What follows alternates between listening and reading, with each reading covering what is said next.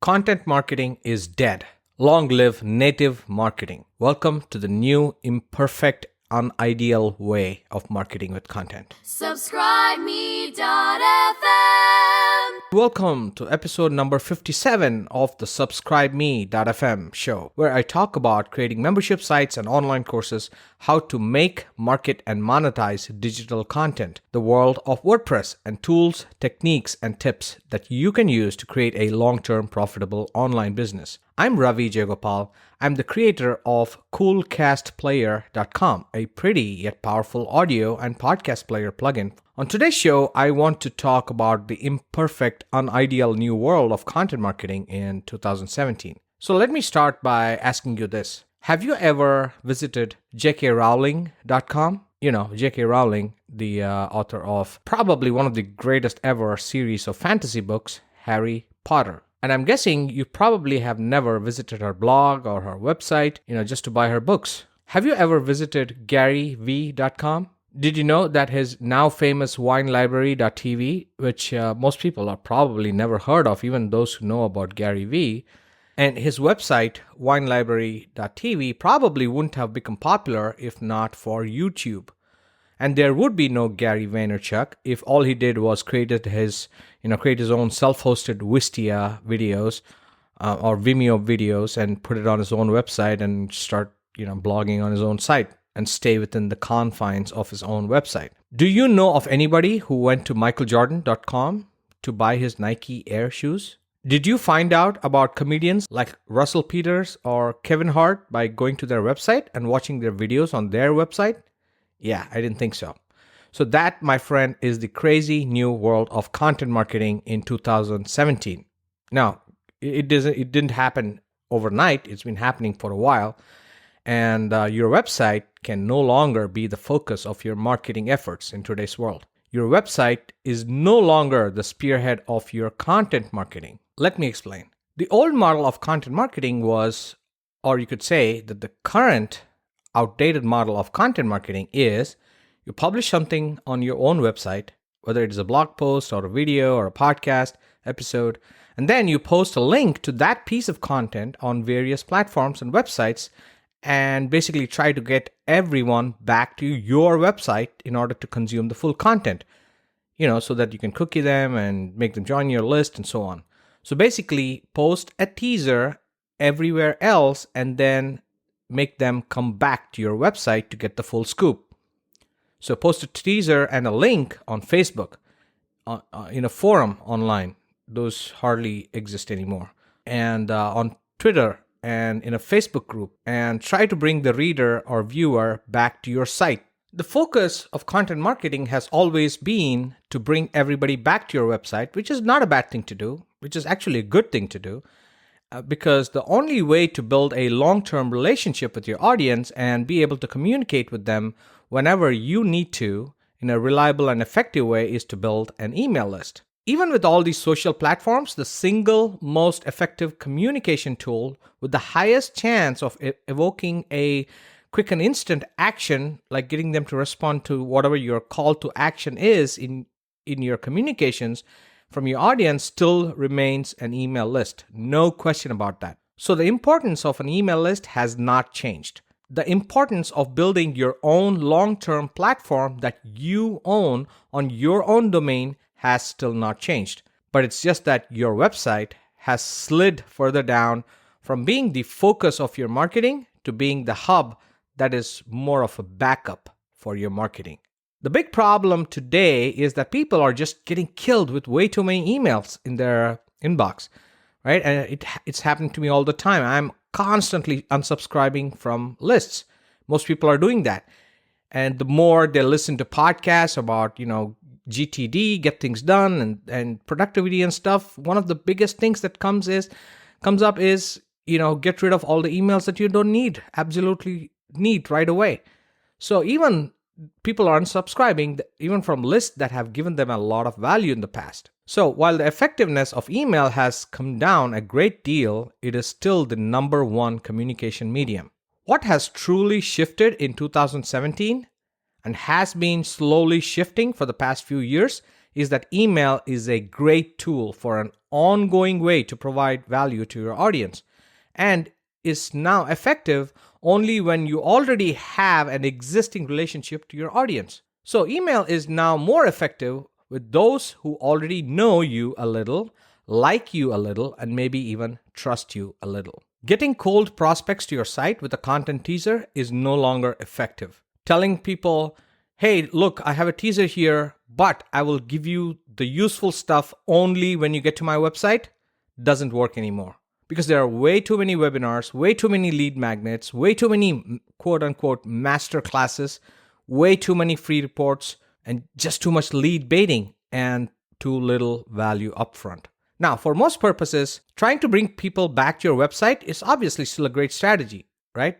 But at what point in the relationship you try to get people to visit your website is what has changed. And that point you get them to sign up for your email and come to your website and engage further with you has actually gone down further in the overall scheme of things. And that content marketing model is outdated for many reasons. People today spend a lot of time, like a lot of time, on social media platforms like Facebook and Instagram and Snapchat and YouTube. And they prefer to actually stay on those platforms to get their daily fix of news, entertainment, and politics and sports, and yes, cat videos too. The social platforms themselves are encouraging content that keeps their viewers within the platform, and they don't take kindly to outgoing links. It doesn't matter if the link is to your own website or to an affiliate link or whatever it is. So if you have a video, Facebook wants you to upload it directly to Facebook and not just post a link to the video on your site or to the video on YouTube. I actually know this for a fact that a video that is uploaded natively to Facebook gets a ton more views, likes, and comments than, say, a link that simply takes someone outside of Facebook, say, for example, back to a youtube.com URL or to a page on your site where you might have actually embedded that same YouTube, or it could be a self-hosted video hosted on Wistia or Vimeo or even Amazon S3. Instagram actually doesn't even allow links within the body of the post. Instagram actually wants you to upload pictures and videos directly to Instagram. They have their stories feature, and they don't want you to use Instagram just as a way to get people to click away to your website. In many countries outside the US, chat apps like WhatsApp are very popular, even more than Facebook Messenger. Obviously, that's why, as you know, Facebook paid $19 billion to buy WhatsApp, right? And back home, where I grew up in India, I'm a part of many WhatsApp groups created by friends and family and college mates and schoolmates.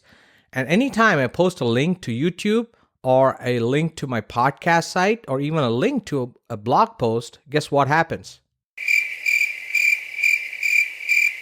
Yep, crickets, no response.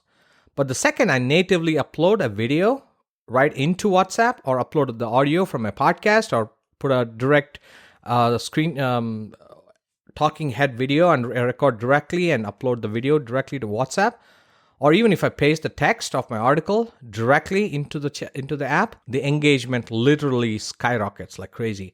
Almost everybody in the group either listens or watches or reads my content, and I get tons more comments and discussion and arguments and so on. Now imagine this. If you started listening to this podcast and at the very beginning, if I give you a teaser about my topic and say something like, hey, today's episode is content marketing is dead. Long live native marketing. Do you know what native marketing is? Probably not. And that's because I just made up the word. Do you want to know what native marketing is? Check out my website, blablabla.com/content marketing is dead for the full scoop. And imagine I ended the podcast there. Think you will ever listen to another one of my episodes ever again? Probably not. I have to give it to you up front. Add value right there within the platform, right here within this episode. So I have to provide value on this show first, and then maybe, just maybe, you may go to my website, check out my other offers, my blog posts, my books and products and so on. Podcasts are a great medium where content creators are kind of forced, whether they like it or not, to provide a lot of value upfront. and keep providing that value over and over again, week after week, month after month. And it is so hard to get people back to your website or go to your contact us form and fill out or give you feedback or fill out a survey, which is why podcasting is such a lot of work. It's a lot of hard work, and you need a lot of passion and determination and great content and great ideas, and you have to be entertaining, and you have to be on point. Your message has to be great, and all of this has to happen in order to keep producing episode after episode. But that's the topic for another day. Maybe I should have named this episode Think Like a Podcaster, right? Because honestly, that's what podcasters do. They provide a lot of value upfront without asking you to go to their site first. Well, that and also because there's no way to make somebody go to your website when they're doing their dishes or walking their dog or driving to work or working out in the gym. But you still get to talk to them and provide value and build a long-term fan. And audio can go where video and other media cannot go. That's why podcasting rocks, right? But take all other platforms, and a lot of people are still stuck on this scarcity model. Oh, if I keep publishing on Facebook, what happens if Facebook changes the rules? What happens if blah, blah, Medium starts charging and they change the rules, or Facebook bans my account and there goes all of my groups? I don't have the email IDs of any of my Facebook friends or followers or group members, so nobody in their right mind would build their audience on Facebook, right? Wrong. The general idea is that digital sharecropping, or building your audience on a third-party platform, is risky in the long term. No question about that. But nobody ever said that you should only build your audience on this third-party platform and not even have a strategy for getting them onto your email list. You've got to do both. Any content you publish has to be in a native format on all these social platforms, and you should also cross-post it to your own properties, to your own blog and website. Like I said earlier, think of some of the biggest celebrities, right? Lewis Howes, Kevin Hart, LeBron James.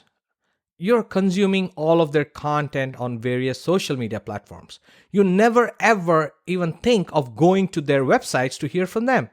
You simply follow them on Instagram and Snapchat and Twitter and Facebook. So the brand website is becoming a secondary backup hub. It is important in the overall scheme of things, but not critical to start building your audience and fans today.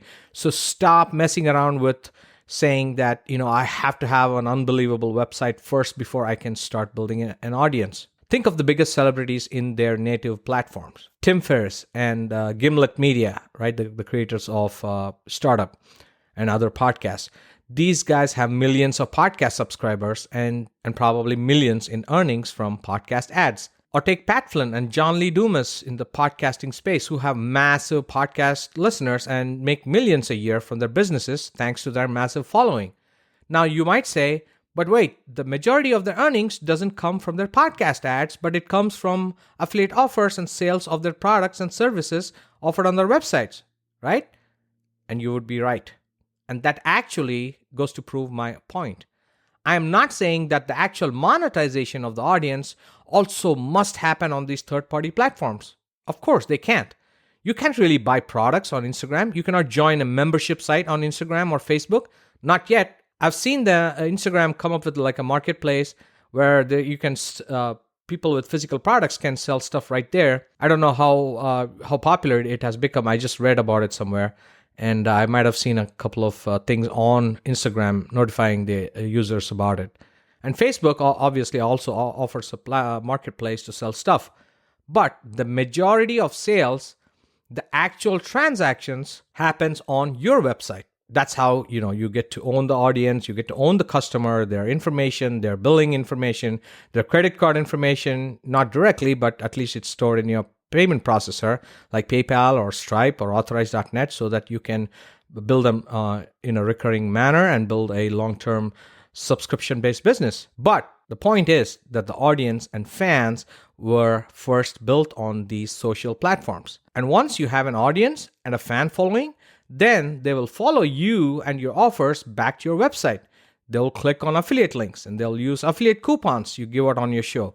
They will buy blank journals like John Lee Dumas sold and sold so successfully.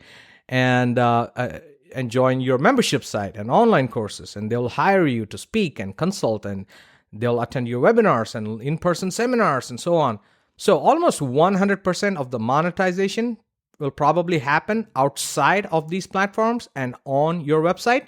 But to get to that point, you have to build an audience first. And in today's world, you can no longer insist on only building an audience only if they come to your website first. That's my point. So separate the audience building and fan building from the monetization. Once you have the audience, the monetization will follow.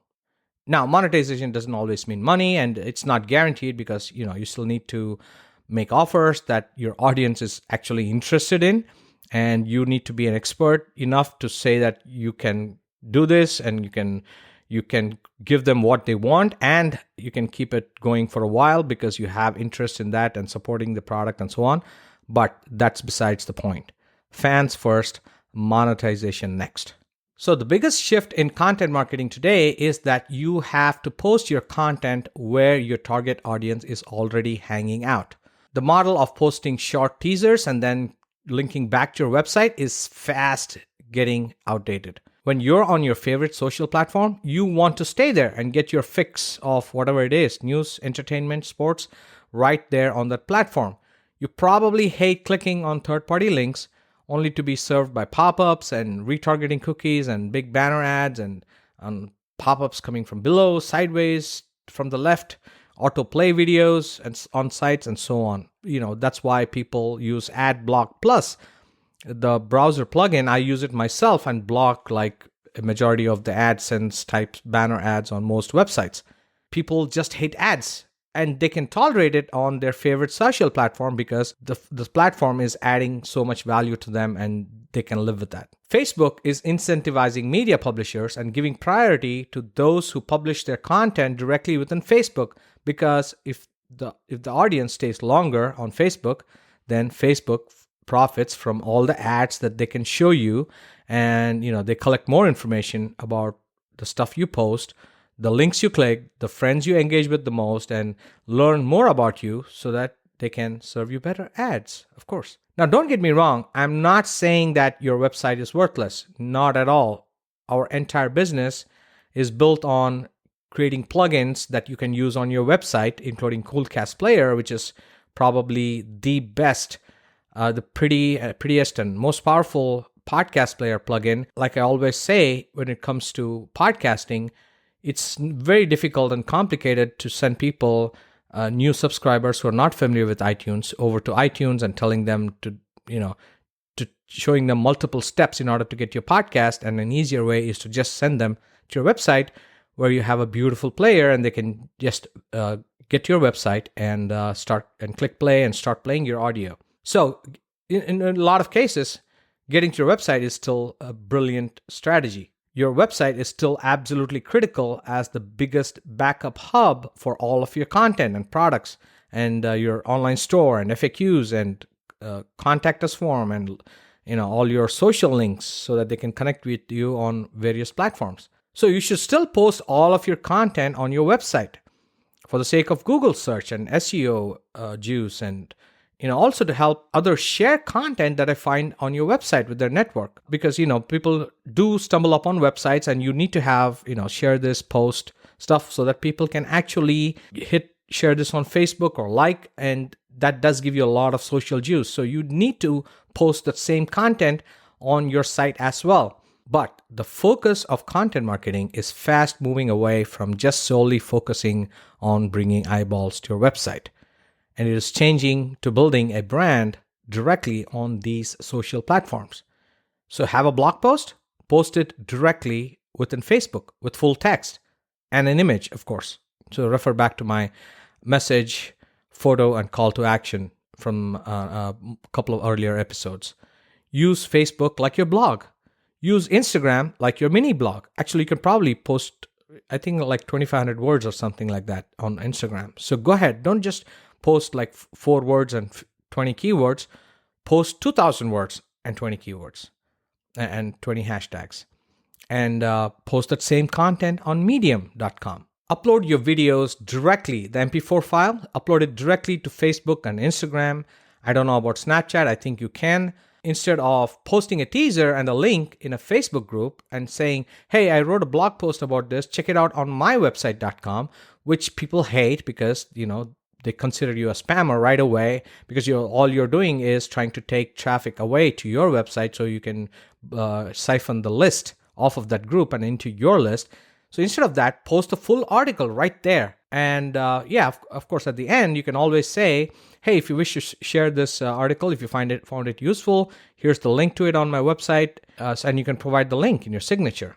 And yes, you can have a signature in Facebook groups. Nothing wrong with that, but you obviously have to provide the value first. Or another low-key way to promote your link after you have provided the full value right there within the message is to say, hey, link is in the first comment below. And you comment as soon as you post, go to the first comment and put a link in there.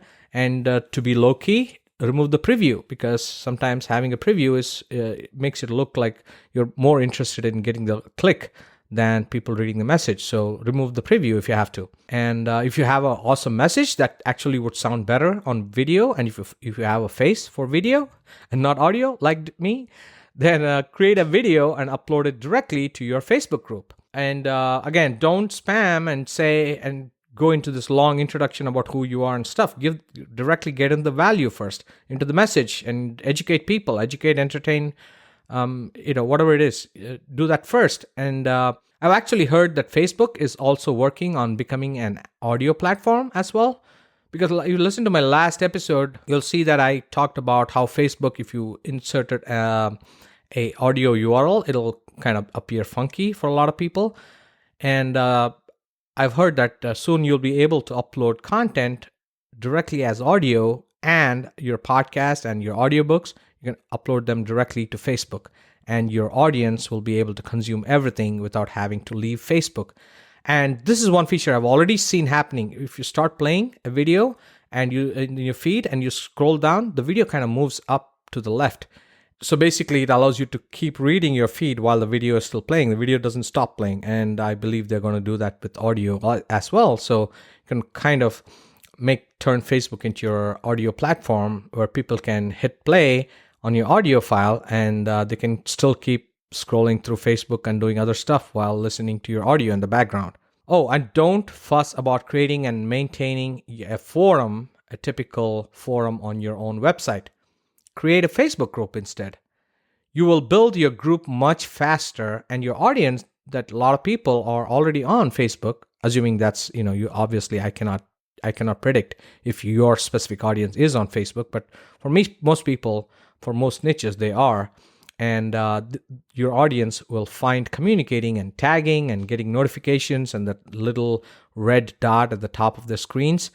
They'll find it a lot easier when using a Facebook group than having to go to your website each time to post a message or respond to somebody, right? We see online forums all the time in our business, and built with vBulletin and SimplePress and bbPress and Zenforo, just ghost town after ghost town. It is so hard to get engagement if you insist that the forum has to be on your website. So provide full value first on the social platform, and once they become a part of your tribe and they become a fan, they will absolutely follow you back to your site if they care to engage further with you. Maybe, buy something from you, or sign up for your webinar, or attend an in-person seminar, or hire you for speaking or consulting. But this strategy of you have to come to my site first and then I'll give you great value, that model will not work anymore. They will not come to your site just to engage with you.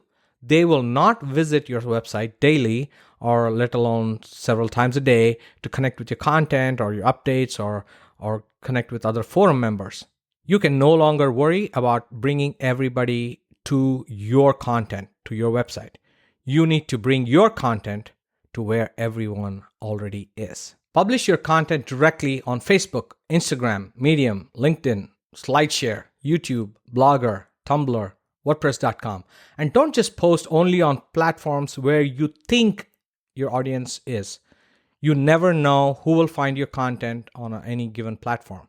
So do not discount any platform, and don't have to you don't have to go crazy like Gary Vee and spend hours and hours trying to build a platform on each and every darn new social network or social app that shows up. You actually have to build products and services that people actually want. So focus on building your main core of your business and not just marketing something that you don't have yet. You don't have to go to that extreme like Gary Vee, but you can easily leverage technology to cross-post content. Whatever little content you post, you can cross-post it to multiple platforms.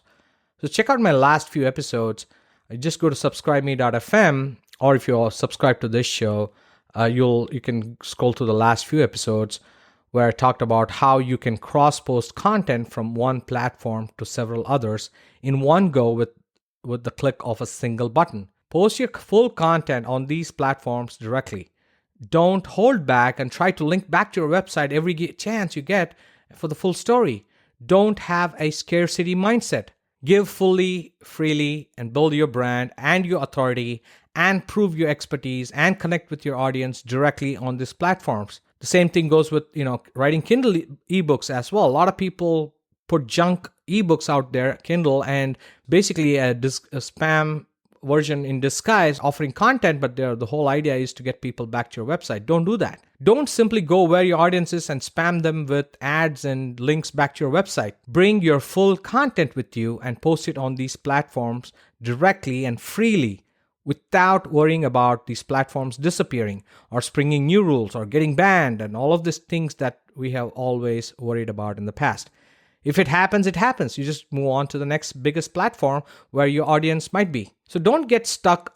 Don't get married to a single platform. You don't have to love the platform in order to post content on it. If you hate Snapchat or Facebook, have somebody else on your team do it, okay? But don't ignore the platform because you personally don't care about it. Worry about reaching your audience and delivering the full power and value of your content to your audience where they're already hanging out. Remember, this is 2017. The past is the past. The old model of content marketing no longer works. The old fears are no longer valid. So unleash your content in full on all these platforms and be ready to communicate and connect with them directly on these platforms. And you'll build a brand and you'll connect much faster with your audience, which will lead to more friends and fans and raving fans and eventually customers. And once you have them, you can always bring them back to your site as a secondary strategy.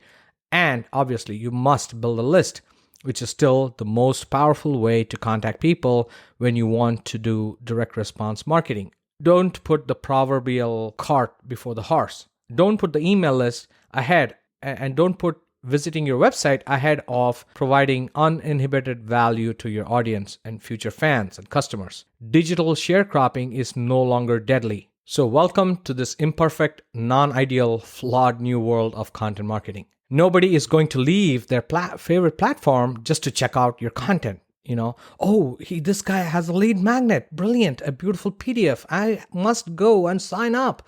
It's not going to happen. You have to prove yourself to them first. You have to give value to them right where they are. Forget inbound marketing that solely focus on getting people and traffic to your website. Start thinking about how you can bring your content outside of your website and into these social media platforms where your future audience, customers, and raving fans are all waiting for you to find them and add value to their lives. Content marketing is dead. Or should I say, content marketing as we know it is dead. Long live native marketing. SubscribeMe.fm. So I have published 2 Kindle books, actually 3, but 2 more recently. One about membership sites and online courses, and another about podcasting. And if you want a free copy of either of those paid ebooks, which have actually sold close to 1,000 copies, I think one of them, the one about podcasting, has probably crossed over actual 1,000 paid copies, then all you have to do is post a link to subscribeme.fm on your Facebook feed and then tag me in your post on Facebook. And if you start typing my name, even a part of it, like just type in @ RAVIJAYA, which is my name, Ravi J. Gopal, you'll find my profile. So tag me, post a link to subscribeme.fm, And please, if you liked it, if you like the show, then recommend the show to your friends and say a couple of maybe nice things about the show. Like, hey, check out subscribeme.fm, a podcast that I listen to. And Ravi is absolutely the best looking dude on the planet with the best Indian accent ever, or something like that. And I will get in touch with you. I'll message you on Facebook, and I will send you a copy of either of my 2 paid ebooks. You can check. You can select which one you want. One of them is at podcastingconfessions.com, and the other one is at subscribeme.fm/book. And just post a link, and I will give you a free copy of either one of those books.